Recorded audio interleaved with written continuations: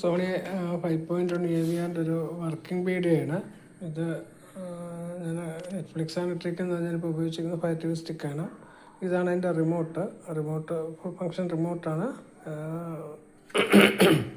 എൻ്റെ വോളിയം കാണുന്നുണ്ടല്ലോ, വോളിയം, പിന്നെ എൻ്റെ സ്പീക്കർ സെറ്റിങ്സൊക്കെ ഇതിലാണ് കാണുന്നത്. ഓക്കെ, എല്ലാ വർക്കിങ്ങും പെർഫെക്റ്റാണ്. പിന്നെ സൗണ്ട് ബോർഡും ഒക്കെയാണ്.